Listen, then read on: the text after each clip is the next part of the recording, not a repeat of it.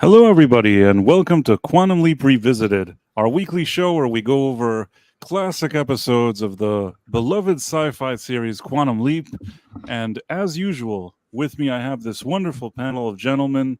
To the right of me, we have the Script Doctor. The Script Doctor, he is a experienced screenwriter, and he has his own Patreon where he teaches people screenwriting. He also has his own YouTube channel where he does a lot of cool videos. And his own show on Saturdays called Scripts on Saturday. And that would be at 7 p.m. Eastern Time every Saturday. Am I right? Correct. Yes, that is correct, sir. I did it. Oh, in the show, he actually goes over scripts that big studios are either considering or have considered in the past and evaluates them. How's it going, Script? It's going well. It's been a busy day for me, but I'm happy to be here to talk some Quantum Leap. I'm always happy, and we had a little break with that 4th of July, so we're all kind of, especially excited to talk some Quantum Leap. Next, we have with us Ro from the Scarif Podcast. Ro is, sorry, Ro. What is Ro? What is Ro? That's a good question. Ro is a veteran in the broadcast news arena. He also has his own podcast called the Scarif Podcast, also known as the Scarif Scuttlebutt Podcast. He's also the co-founder of the Red 5 Network, which is a network of other podcasters, which Ro is in charge of for some reason. And in addition to all of that, and you can hear his podcast on anywhere they have podcasts, on Amazon, on Spotify. He has his own YouTube channel too. Apple Podcasts, I don't know, wherever you find podcasts, they'll be there. And you should check out everything he does because it's super cool. How's it going, Ro? It's going fantastic. Looking forward after that break. Looking forward to talk a little Quantum Leap with you, gentlemen. We're going to miss Sean. Sean has been doing stuff with his work schedule recently, so sometimes it's not as easy for him to make it. We will be seeing him, but as his schedule permits. Next, we have with us the Back Yard Tardis. For those of you who don't know, that's Nick. Nick is a very interesting guy. In addition to having 2 YouTube channels, one which is called the Back Yard Tardis, where he talks about science fiction and pop culture stuff. He also has Adventures in Locksmithing, where he talks about stuff about his adventures in locksmithing. And for those of you who don't know, Nick is I'm so tired today. I don't know. I mangled everything. Okay. Nick is the local pastor in his community. He's also the local locksmith. He also helps the sheriff and the fire department on special operations. And he has his own ranch where he raises goats. Did I forget anything, Nick? Just that I'm a lover of all sci-fi. Right. He's also an expert in science fiction. How's it going, Nick? It's going. Both those channels kind of on hold for a while.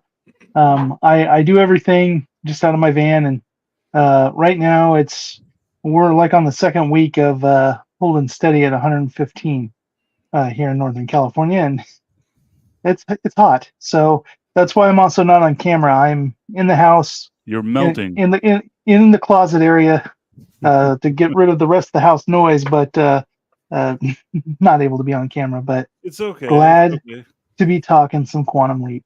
I'll let you in on the secret. I'm not on camera either. Yeah. In any case, it's very hot where Nick is at, and at some point it's so hot that he may have to evacuate. But I just got an update right before our thing started. I'd been warning Price that we had a wildfire kind of about 25 miles away from me. It like sprung up, and within an hour had jumped to 130 acres. Well, they put 4 dozer planes on it, and now it's fully contained. So they knocked that out, thankfully. That's good. Good response time too. If they did it that quickly. Yeah. Well, they just had one about another 20 miles further away that they didn't have that quicker response time, and it grew to 3,000 acres. So I think they're paranoid now. It sounds like the fastest response I've ever seen. Well, I mean, that's the thing with California. They do get a lot of fires from the heat, and also from people that use the heat to satiate their own personal things. And because the way that they allocate their water and resources, it's really tricky for a lot of the fire departments to respond quickly to those types of fires and get them under control. Yes. The damn almond farmers. Well, and it's just a lot of it too is just the getting the okay to let the tankers go, because they like to drive out there with the trucks at first. Mm-hmm. And a lot of times, by the time they get mobilized and out there, it's already out of control. But once they have one big fire, any other little fire in the area, it doesn't take as much paperwork to divert from one major fire over to another. Right, because they're already in the air. Yeah. Yep.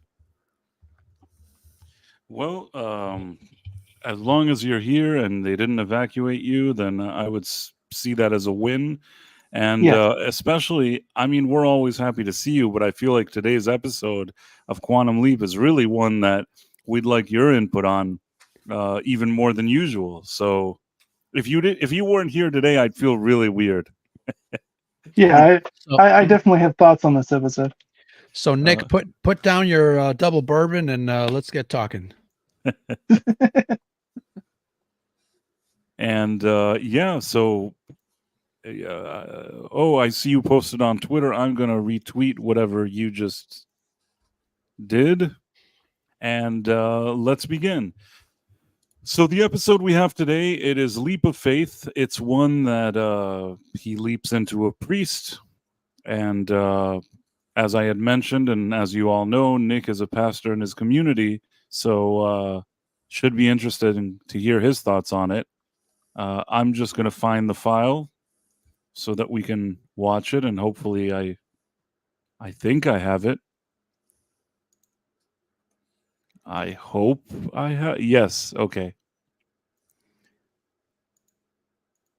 I feel like all over the place today, but hopefully our audience will forgive me. Let me see if I can share this.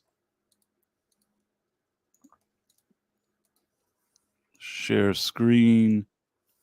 Tell me if this is working, Ro. So far, yes. Embiggen it.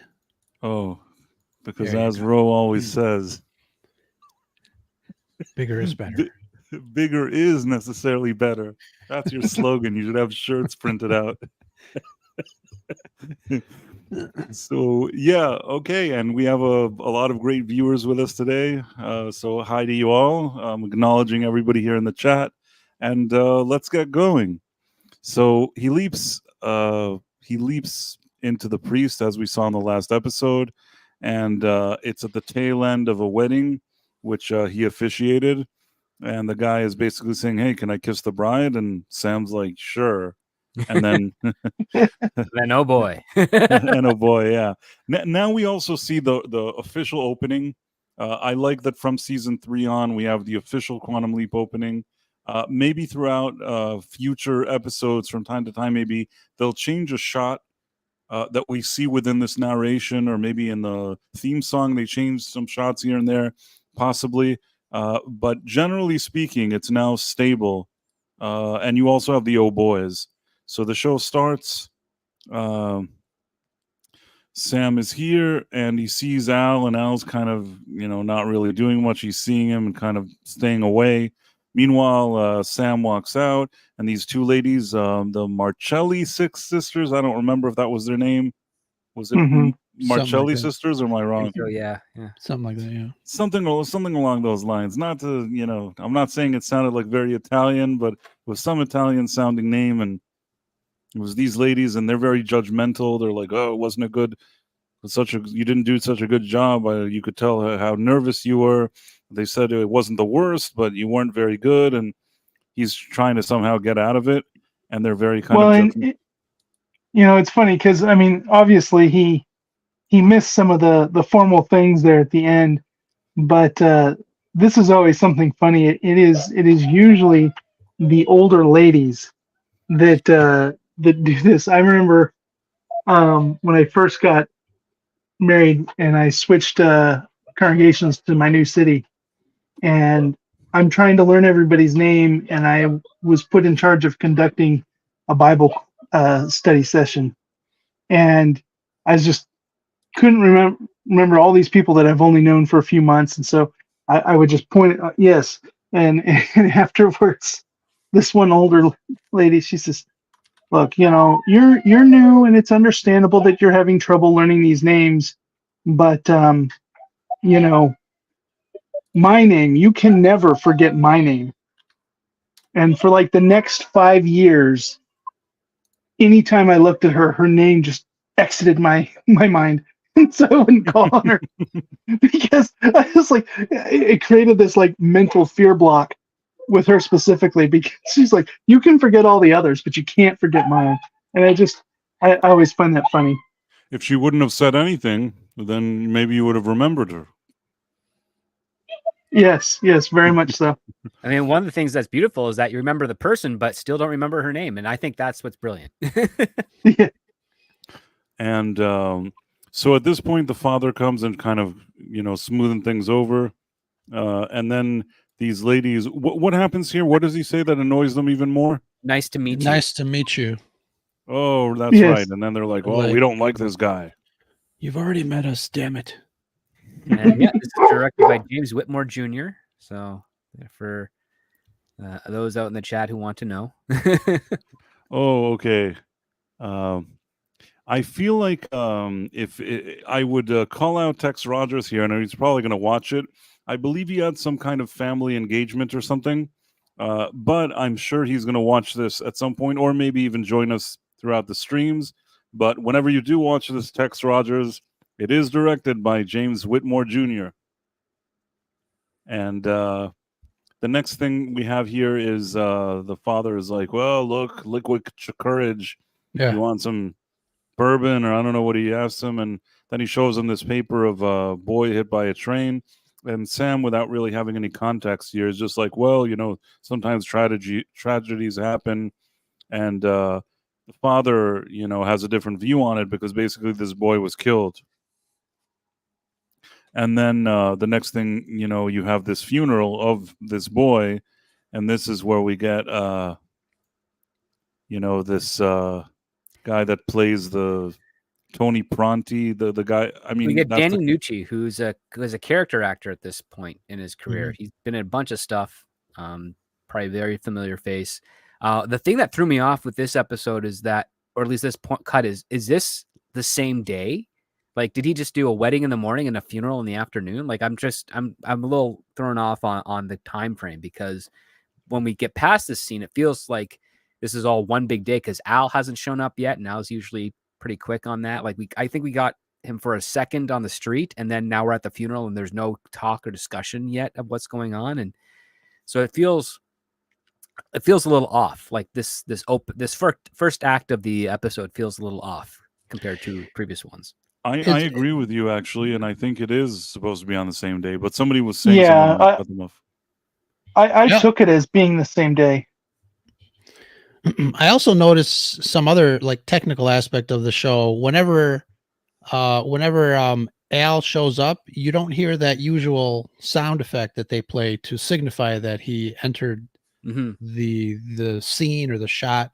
He always just walks in from off camera. You never hear the I think there was one where he left, where like he opened the door and then left. Yeah, the door is there, I think, twice, but the sound effect is not existent in this episode. Oh, that's like when interesting. when you don't see the door, you'll hear the sound all of a sudden. Right. I got what you're saying. The shot. That's possible. He seems to just pop in and out, Al, which is weird. Yeah. Well, and they showed him pop in like across the room and across the so he's not close by. So maybe that's their justification for no sound. The other thing too is that sometimes I feel like if you get a new director that comes in that doesn't really or who isn't or may not be familiar with, I don't know, the running gags of the show this far into the series, that maybe it's something that he overlooked. Who knows? Yeah, it's possible. I agree with you. This episode in other parts kind of confused me with the times and days and whatever, but maybe it was just me. I felt like later there was something that I wasn't sure if it was night or day, but it could just be me, and something confused me. But it could be that I just misinterpreted it. But in this thing, he's giving his eulogy, whatever it is, and speaking very positively of the boy. And of course, it's annoying that this douchey kid is here because he's the one responsible for his death. And he's like, "Hey, you said I was paisan. I can come to the funeral if I want, Father." And then I believe that Tex just made it. Tex is in the chat. Made it. Well, I feel better. Now I feel better. Once Tex, we said your name 3 times, Tex. Beetlejuice. Right, we said his name and he's here. And good to see you here, Tex Rogers. So in any case, what I did, I think that was like a direct quote. And then this kid is his name Joey? I don't remember. He's kind of conflicted now because on one hand, he's kind of going after this thug guy, but at the same time, he sees the father, and I guess there's a connection that, he actually respects him or something like that. In any case, this is where Al kind of shows up. I'm trying to remember what the I wanted to point something out too. When Al shows up and they're walking down the street, it almost seems like there's the extras in the background are looking at Al, like these 2 guys when they walk past them. Well, they're just glad to be on Quantum Leap, and right. They like Dean Stockwell, so they figured. Well, they're looking at the minister talking to himself. Maybe. That's also right. Could be. Is he talking to that? Is he talking to that lamppost or right? The telephone pole? And then he's like, "Yeah, I saw you before, and you disappeared." Sorry. He has the perfect excuse. If anybody questions him, he can just say, "Amen." Yeah, right. Yeah. Right, exactly. Finally, he has a good setup that he could do this. But at this part, he's talking to Al, and Al is like, "Let me guess, I'm supposed to stop a murder from happening." He's like, "Yes," and he's like, "Well, I'm too late." He's like, "No, it's not this kid. It's the father. He's going to get killed." And now this is a stock footage. This is very, very stock footage-ish. On this show, sometimes they have really good stock footage. I feel like this one was kind of like a rather phoned-in stock footage. Yeah, maybe they were under the wire when shooting this one, trying to get it out. Maybe this was originally supposed to be a season 2 episode that they had to redo. Maybe. It feels a bit rushed, this one. It's not a bad episode, in my opinion, but it does feel rushed at times. But when you also have to keep in mind what the last 2 episodes were, and really 3, because you had the season ending, and then the next, 2-parter were such impactful episodes. They were big episodes. They were where the budget needed to be, the focus needed to be, because this was creating the backbone for the show, the long-term trajectory. And so you'll see that in a lot of these shows when you had the 20 to 26 episodes a season, that there's some episodes that just kind of feel out of pace with the heavy hitting episodes, and that's just budget and time. I think that's a good point. I actually agree with you. I feel like it was such a sort of climax, those last 3 episodes, which effectively were sort of like a trilogy of episodes, and which required probably, especially in the last 2 and the last one, maybe even, they required maybe more budgets, more thought, more resources, more anything. You could tell, maybe even psychologically, these were just big episodes. And then this one was almost like I don't want to say a toss away one, but it's certainly kind of a step down from the past 3 that we've seen. It felt like it would have fit just fine in season 1. Right. I agree with you. And we did have one in season 1 that he's a boxer, and for a church, now the father is a boxer. They're just like, what did we do in season 1? And they're like, there was a boxer in a church. Well, what if the father was a boxer? Oh, yeah. Well, because we have the church set and we also have the gym set. Right. Right. If maybe they recycled the same one over, it's possible. I don't even know.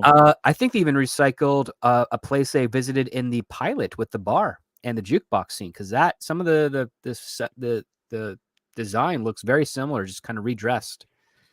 From the And pilot. all being said, I mean, for some reason I liked this episode a lot. I think it gives us a little additional insight into Al too, because especially when later on when Scott Bakula's Yeah. character gets into the confessional and that thing happened, Yeah, and then he's afraid that that he was killed, basically. And I've never seen a show use the Almighty as one of their characters in the show. I mean, this show makes references to God all the way through, almost like, kind of like another character in the series, which I find that fascinating. I never really realized that, going into it. Well, I mean, that God is Don Belisario. Like, that's the way they reconcile it. It's just, please, Don, don't kill him now. We're only 3 episodes into the season. But I mean, I think that scene works, jokes aside, because of Al's story that he tells Sam earlier. And this is a story that he never told Sam prior to his leaving. And Right. It's a Yes. beautiful story because it's all about this hope of him and him getting out of the orphanage when his sister is still alive, because she doesn't die for a few more years. And how, like, everything was all looking great until, his dad gets sick, and all his dad could say is just pray for me every day. And Al did. And what happened? His dad didn't make it, and he was back in the orphanage. And then that's when, he started meeting all the interesting people he met, just trying to stay alive, learning the tragedy that his sister, died very young. And man, just living a very tough life all the way up until he met Sam, when things kind of got easier for him, so to speak. Yeah. And I, when we get to that point, I'm going to have additional thoughts. But yeah, it definitely was an interesting plot point. So as they're in the church and they're having this conversation, Sam already knows that the father's life is in danger, and now, of course, somebody tries to drop a cross on him, which would be a really mean thing to do, way to kill him. But apparently that's what that Tony Pronti goon does. But they don't. Once the police show up, they don't have a. They didn't see that it was him. I mean, they're assuming it was him, but they didn't get a clear view of him because it was dark and he ran away. So the sheriff is like, "I'm sorry, I can't do anything since we haven't seen him." And the father is like, "No, he's right." Now this will be one of those row plot hole things. Like, nobody notices that thing would have had to been secured down.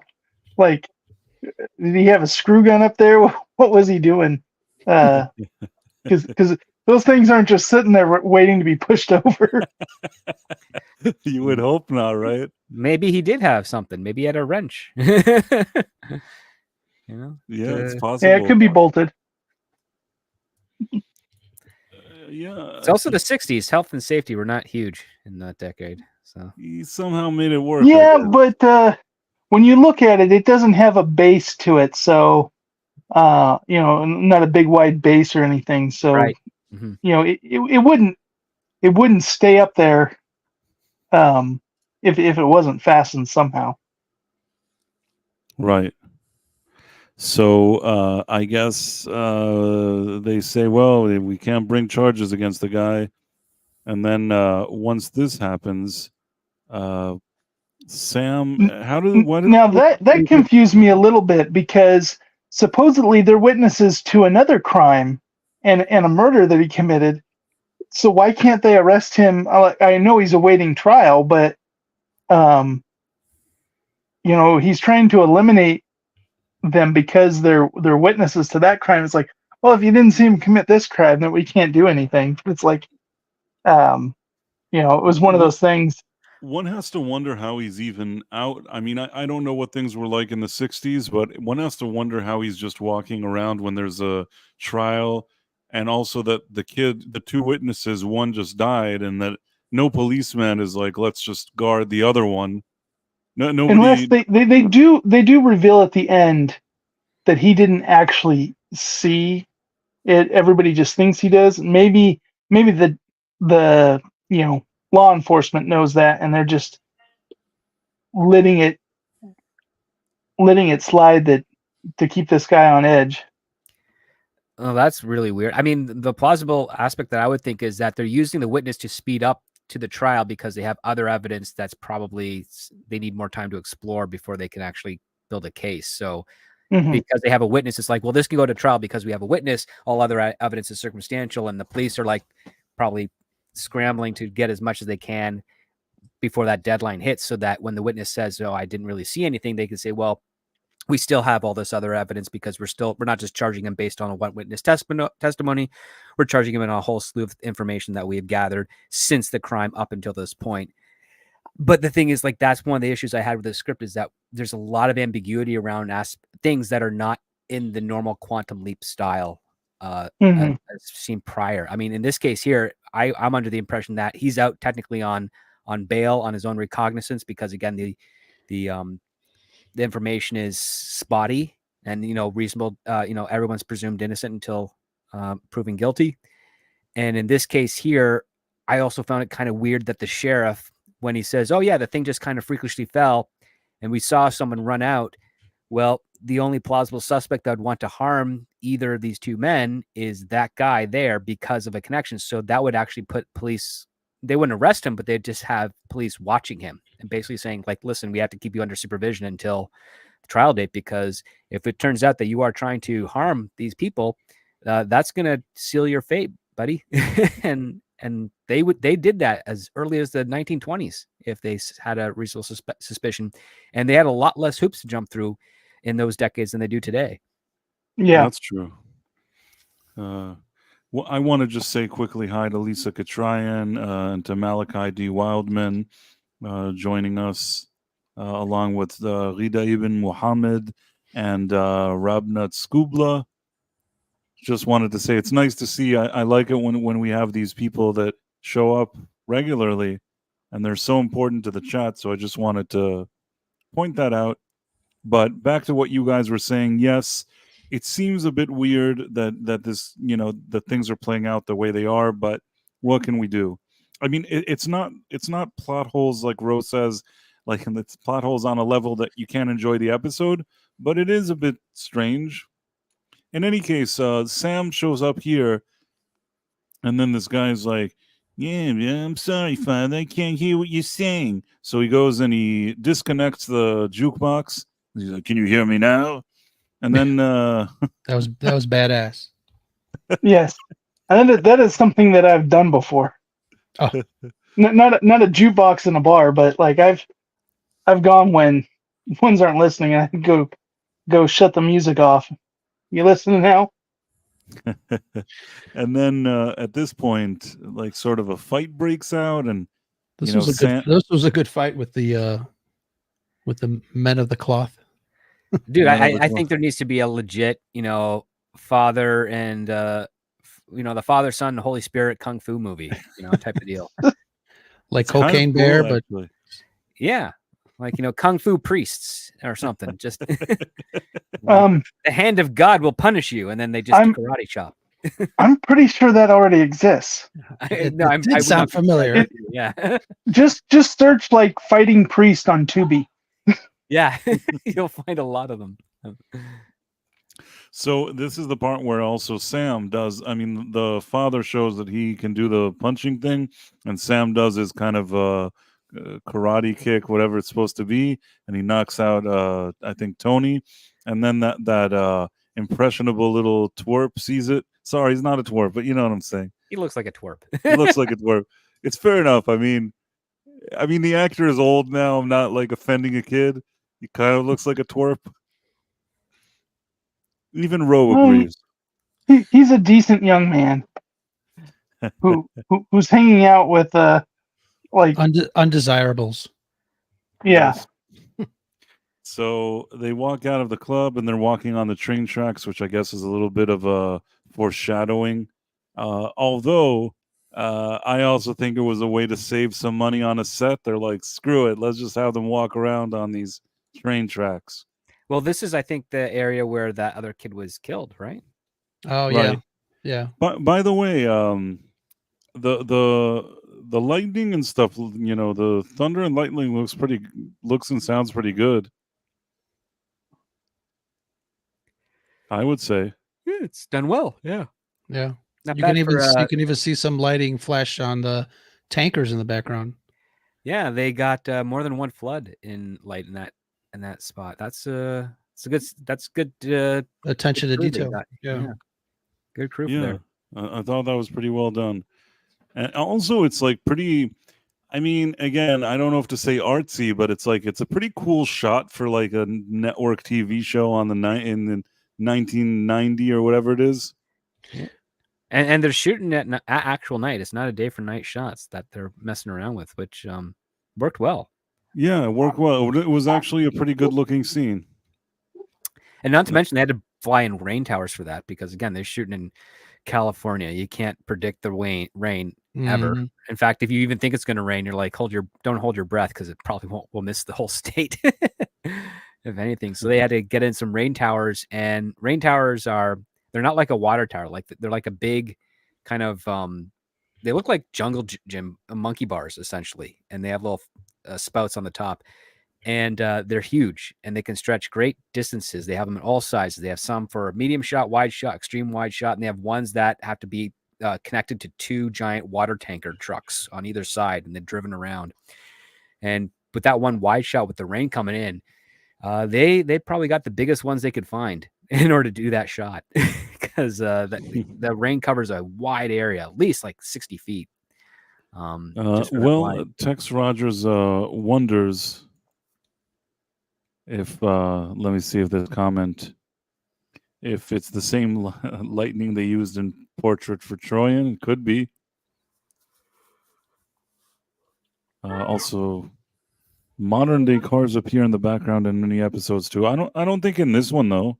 I didn't notice.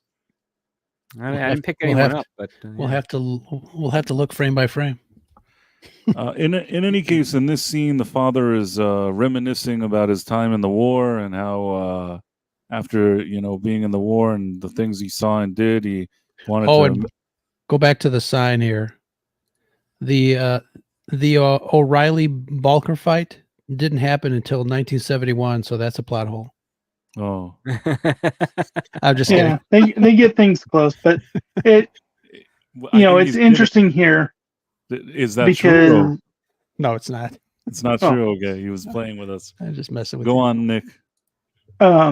He's looking at this. He's like, oh, you're a hero, and he has a measure of survivor's guilt because he's like, I'm not a hero. They're a hero. He's a survivor. Yeah, that's basically.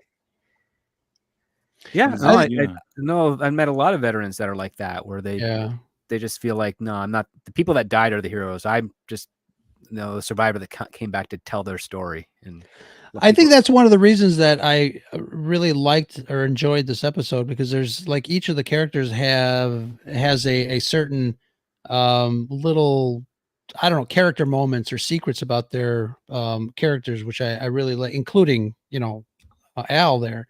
But the Priest was interesting. Obviously the motivations for his drinking issues, you can kind of like really empathize with him, especially at the end. He was just sick and tired of it all. When later on when he has the confrontation with the young gentleman on the tracks, and he says, "You can't shoot me. You're a priest," and he says, "I was a man first." I mean, you can really hear the pain in his voice when he says that line. Oh yeah. Well, I mean, what's funny is that this actor, what's his name? Sandy McPeak, has been around for a long time. And what was funny is I was looking him up. I'm like, oh, he was one of the henchmen for Eartha Kitt's Catwoman in the Batman series. Oh how long that's how far back his career goes, like 30 years. Wow. And even though he's just playing like that campy type of role, we get to see a really beautifully done dramatic piece here with this troubled priest who, he's a priest in an Italian community, but he's Irish. So there's a lot of rubbing the wrong nuance. ways. Yeah. Going Well, on. and so they haven't really stated things, but given the Italian and Irish, I would assume this is he's a Catholic because of the comments that they were making earlier. Well, and plus they were walking in front of the church, and there were some Virgin Mary statues in the front lawn area. Yeah.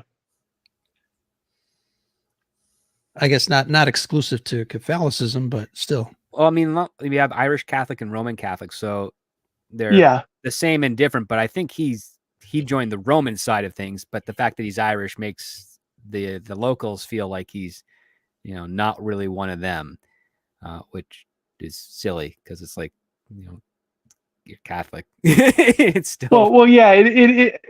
Because I've met ones that have that, and it is kind of silly because of the fact that they all follow the Pope. So yeah, it's like, what, how you follow the Pope is better than how we follow the Pope. That's not really a thing. They just it's Vatican. That's it.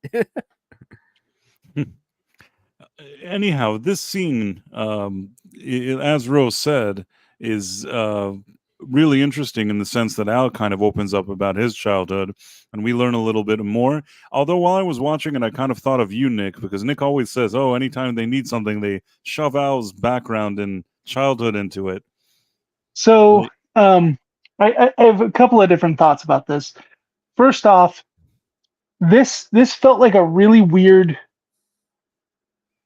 turn for Al, just in the fact that he seems to have been on board throughout the show of saying, well, yeah, what his plan is, and so, has he just been humoring Sam?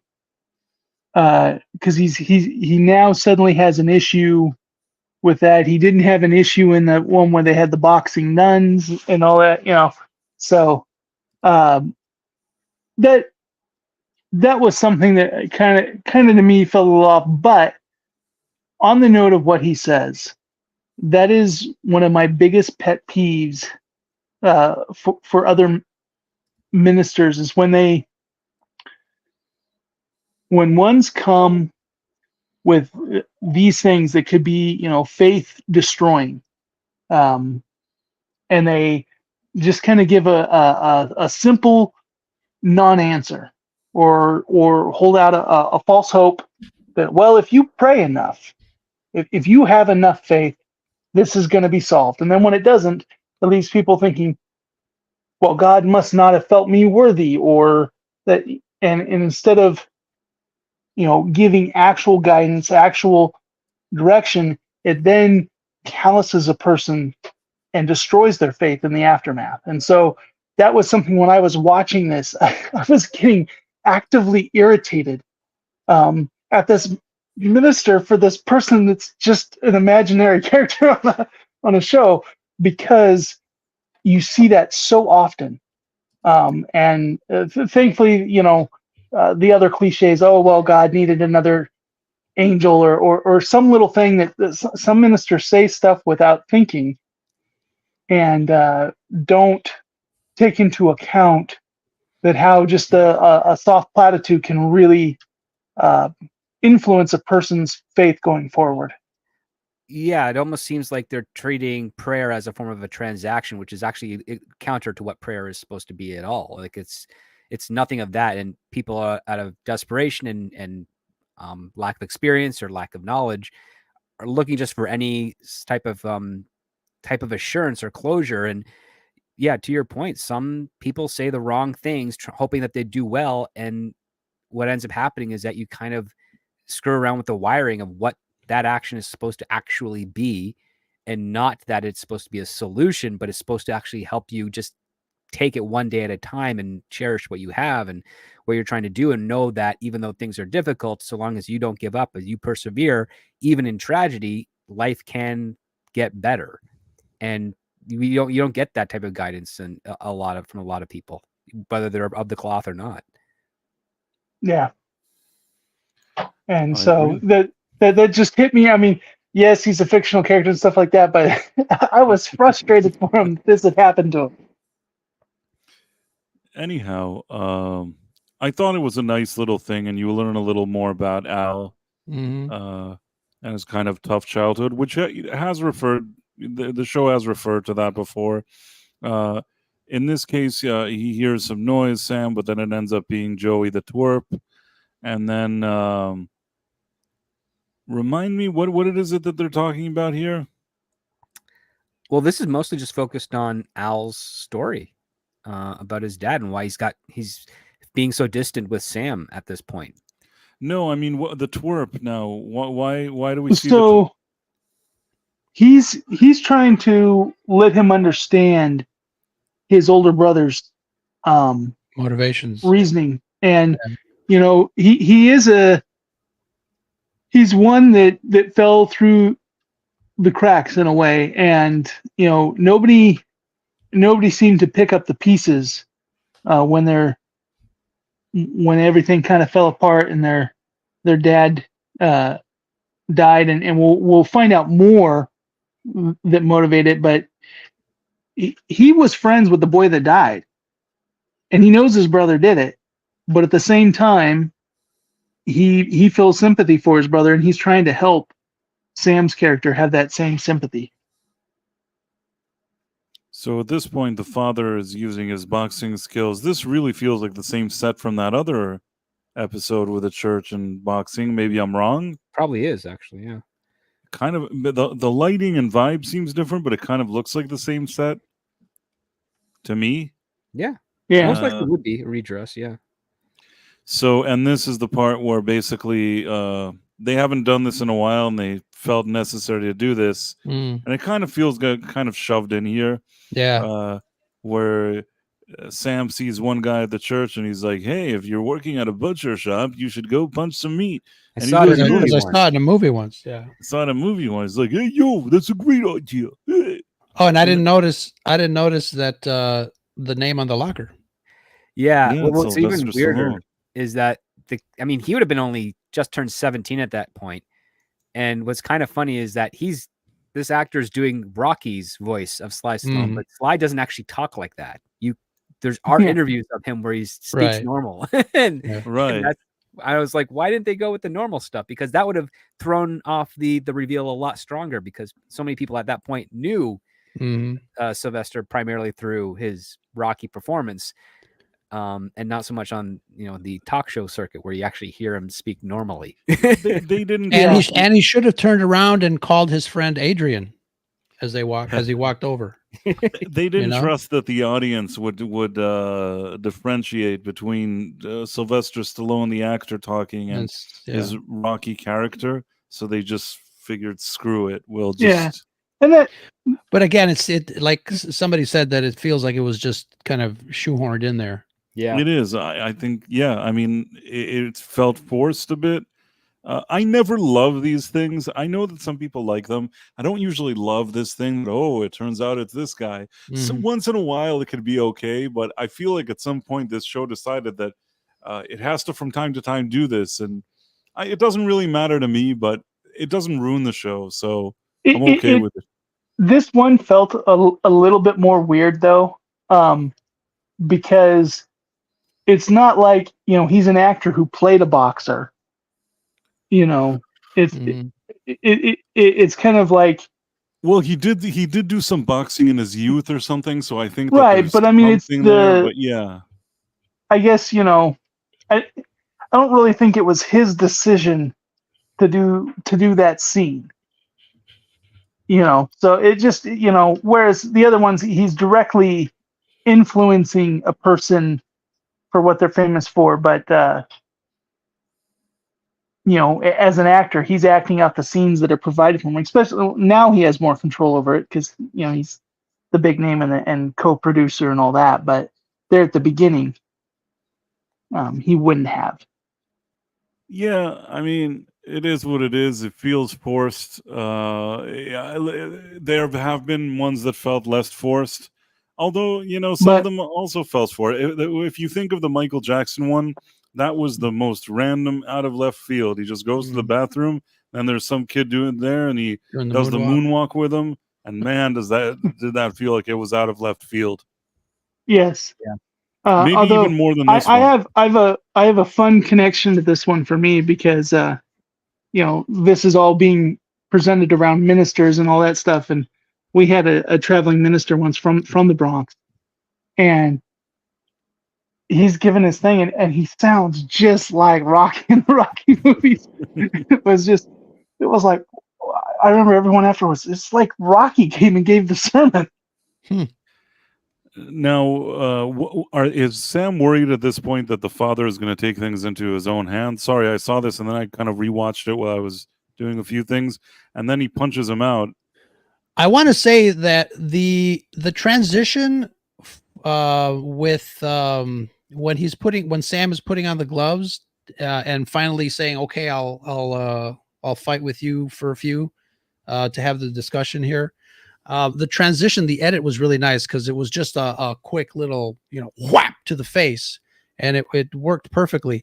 And the rest of the little battle here between the two is really, really well choreographed because it really looks like these punches landed. So many. And the argument that they're having is he doesn't know that the minister's gonna go try to attack the kid. He's trying to get him to go take a vacation, right? So that if he goes and takes a vacation, then the kid can't kill him. And then the other guy's saying, "I don't run away from anything." Right. And he said, "You have to fight me if you're going to give me another father talk." And then here, the Tony, whatever his name is preparing his gun. And I think his brother is trying to stop him or something. And he's like, puts him in his place. And then here, remind me, what is that? I'll tell them that the father is going to kill him. Is this where he tells him that? Yes. Okay. And then, and this is the part where they go to confession and Tony. Oh, does Tony think this is the other father? Yes. Okay. And then he shoots him, and Sam seemingly falls out of the confessional booth. And at this point, Al shows up, and he's like, "Please don't let him go. Come on, I'm praying for him." And it's like, it goes against everything that he told him before. I will agree with Nick. I've been thinking about what you've been saying, Nick, that we never really saw this side to Al before, and there was an episode with a church. He didn't seem to have any issues with that church. So it's kind of weird that now the church has this kind of impact on him. And also in the past, he's seen a lot of stuff that was illogical. So he must know that there's and they've had the conversation where they think that there's somebody with a plan. Right. Now maybe he thinks it's somebody from the future controlling the program, or, he could have some other logical explanation in his mind, whereas Sam thinks it's God. But I suppose I was wrong though. It is actually, he tells him that it's the father that's going to shoot him after Sam wakes up here. Oh, okay. Sorry. I just didn't remember. I saw this recently, and then a few days ago, I saw it again. But sometimes between all this stuff, I forget the exact dialogue. I know the general thing, but I didn't remember it was this scene or the next one. So here's like, "Sam, you have to get up and you have to go stop him." And then at this point, they actually have witnesses. They're like, "We saw that it was Tony Pronti." And then they I like that one of the guys was named Al. Yeah. What does he want me for? Why do I know? And then Sam, even though he got grazed with a bullet or whatever it was, he goes and runs off. And this is the shot that we often see in the opening credits, where he's running here. It's a cool shot, I guess. Yeah. Anyhow, I like that he got the car from the old ladies. that's true. And then he did get it from the old ladies. And then father is like, he's pointing his gun as to Tony Pronti, and he, I guess, wants him to get hit by that train, but Sam shows up and he's like, no, you can't do that.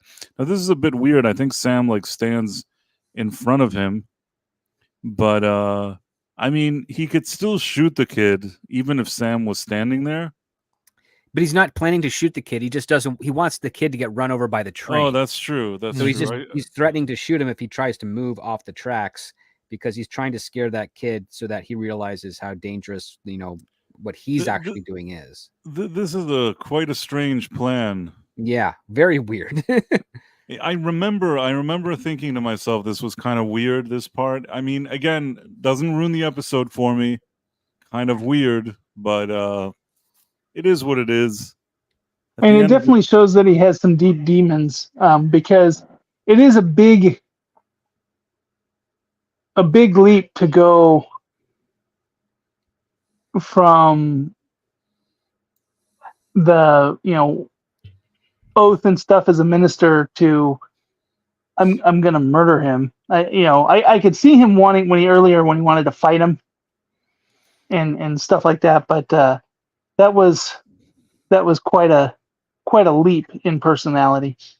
Lisa Catran says it's the slowest moving train. I agree with that. Yeah. And then Ron Donofero asks, why does the punk have such a nice suit? Well, he's kind of like a local thug. Mm-hmm. They got to keep up appearance. Maybe it was his dad's. Maybe. Or maybe he stole it. So, yeah, but I do agree with that it was kind of out of character for Al, but it's still a good episode. And then you see that the twerp kid is now talking to the father. So having that guy out of the picture, the thug guy, maybe it improves his fate. And and it's kind of giving this minister a second chance, because they showed that in a way he failed the first kid. Right. When everything was going on with the family and then they were left orphaned, and they're members of his congregation, he didn't look after them. He fell to the wayside. He fell down the wrong path. And so he's making sure that doesn't happen with his younger brother now. Yeah.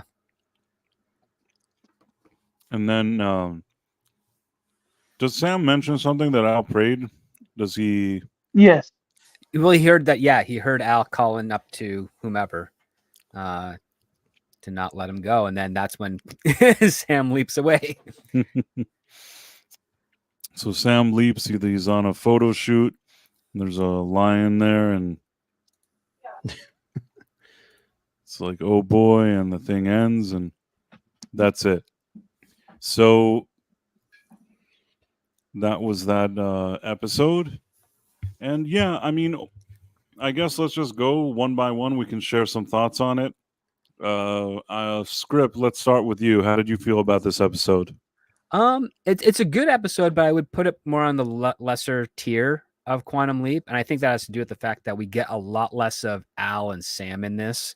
And there's a lot of delays with regards to what is really the problem being set up. It feels like there's two conflicting stories here. The first one is trying to keep the priest, reconciling with his demons and his own sobriety. And then the second one is this murder happening as well. And they keep vacillating between which one is the A plot and which one's the B plot. And I think that's where it kind of loses me a little bit.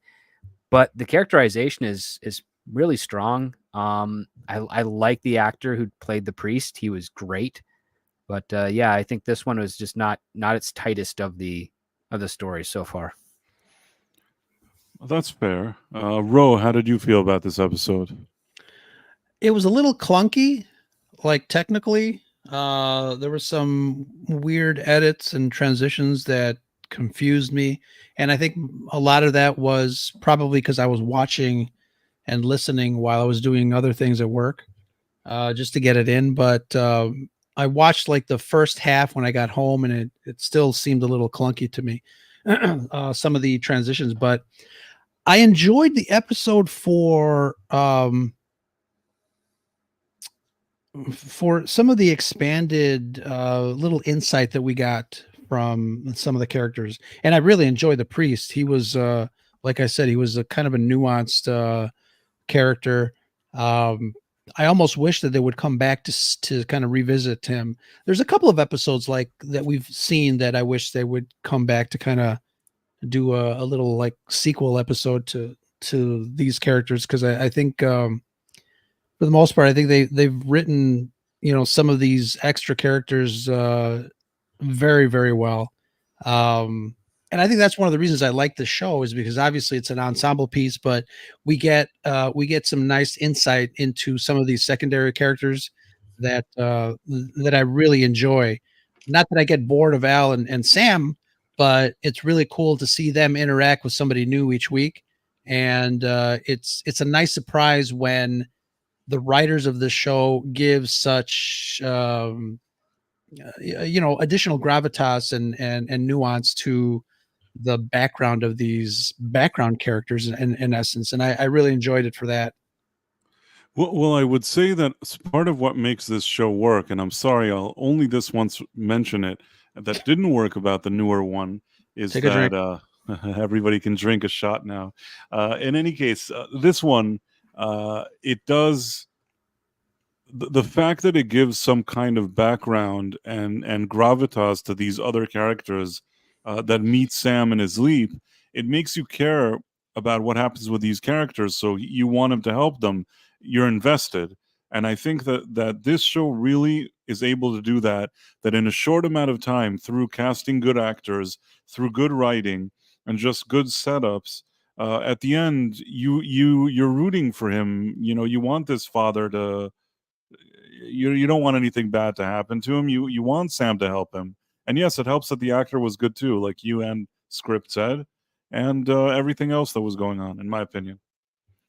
And then Nick, I'm curious to hear your thoughts. How did you feel about this episode? Well, first I want to give a shout out to Matthew for a great thing. It says poor Sam leaps into the lion's den. So coming off of this episode about ministers and then following it up with a Bible joke, I like that connection. Nice. But I kind of agree with what you've said, and Rondar mentioned this too, about after such important episodes, following up on that, it's hard to judge this one. And when you're taking this episode in the way we are and actually breaking it down, trying to do that, it doesn't hold up as well. It is clunky, I think is the word Ro used. There are some plot holes, some things that are kind of leaps, but as you're watching it, if you're just casually watching it, it doesn't feel bad. You don't feel insulted. You're like, oh man, why did I waste 45 minutes watching that? So it's not a bad episode. And it has heart and it has good moments, but it's not one that you would put on a pedestal and say, hey, this is the cream of the crop of Quantum Leap. Yeah, I mean, I don't think, like what Script was saying, and also Ro, I don't think this is a top-tier episode, but what's good about this show is that even just an episode that's, just an okay episode, is still a good episode, meaning even one that if you compare it to some of the top episodes, maybe it doesn't rank there, but it's not bad to watch. Like you said, Nick, I don't regret watching it. Tex Rogers here asked the panel, which is us, do you think this show is suffering from backlash from the previous momentous shows? I assume that he's talking about what we were all talking about. It's sort of a, letdown after the climax of the kind of trilogy of episodes we had. But I still think it's good. I mean, every show could only hope to have episodes like this. Like I said, it did feel, not just the last couple of episodes, but kind of in the general quality of the shows. Some of that clunkiness makes it feel like some of the season 1 episodes that were a bit clunky, but it's enjoyable. It's not in any way insulting the audience, but we're like, well, how did the priest go from this to this? How did some of the mysteries, some of it didn't like completely line up, but when you're watching, if you're doing a Quantum Leap marathon, this is just another episode. Like I said, it's not bad. It's an enjoyable story, and it does have heart to it. and it has good messaging to it. And so I think in that way that I enjoyed it, and I definitely think though that not having enough Al is what kind of made it maybe a lower note for me. But I definitely enjoyed the episode. Tex Rogers says, I consider myself a casual Quantum Leap watcher. I mean, I don't know if that's true, Tex. I don't know if you were being serious or that was you. You're here every week, Tex. I know. Yeah, I mean, you're here with us and we're watching it. I don't know. Casual isn't a word that I would use to describe it, but it's a good show. That's for sure. And yeah, a few other people are saying, Rhonda Nefero saying the worst Quantum Leap episodes this series are still decent and watchable. True. Yeah, I mean, that's the mark of a good show. Mhm. And Matthew Marcillo wants to thank you for the shout out, Back Yard Tardis. Quantum Leap really brings out the Joker in him. In any case, yeah, and this episode didn't have a whole lot of comedy to it either. But although that kid's performance as the bad boy, it almost like he saw the Greasers and was trying to just imitate that from a West Side Story play. I guess so. Yeah, he's a bit over the top, but it's not terrible. I mean, they managed to create a feeling that he's kind of a douche, and I think that he's good enough to convey that sentiment. Yeah. He's good enough. It's not terrible. Yeah, it's a bit, just because also he has the accent. I feel like Sam, obviously doesn't, but even the father doesn't. And the fact that he's like, he looks like he came out of like he was trying to be like in a Scorsese movie or something. It seems just a bit out of place, but it's not the end of the world. Well, and this is something, that I can add to this is when you have ones who were kids that were wholesome and something happens, maybe it's a divorce in the family or something like that, and they're trying to act out, they really try to visually present themselves as acting out. And so, yes, it's a little cheesy, it's a little over the top, but that is what you see from a troubled teen. Like, they go above and beyond, and it's not so much about trying to look cool, it's trying to upset those who want them to be conform. Tex Rogers says he did make me think of West Side Story, so he's agreeing with you. And DJ Play Nice says, "Wee." Good stuff, DJ Play Nice.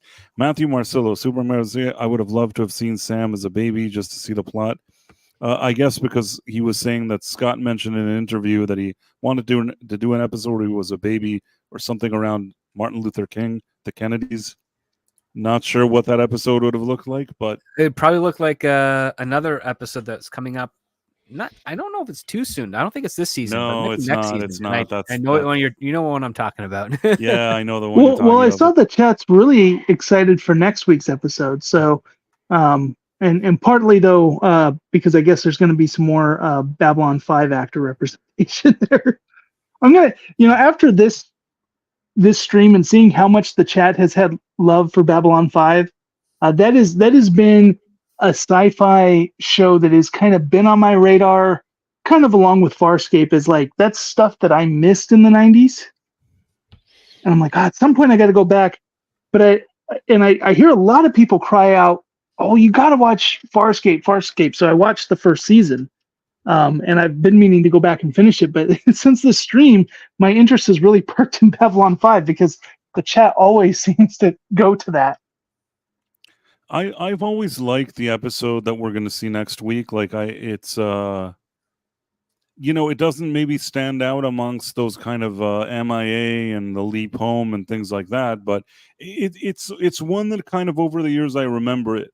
I of course maybe not every detail about it, but I feel like there's something memorable about that one that we're going to see next week.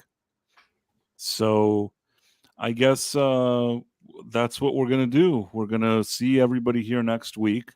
Overall, I agreed with a lot of the comments here. I think that the general consensus here is that Quantum Leap is a good enough show that even if it's just a pretty good episode, it still really stands out compared to a lot of other shows. But within this show, and especially after the past 3 episodes, it's kind of a second tier type of episode and maybe not a first tier one. Still fun, still interesting to watch.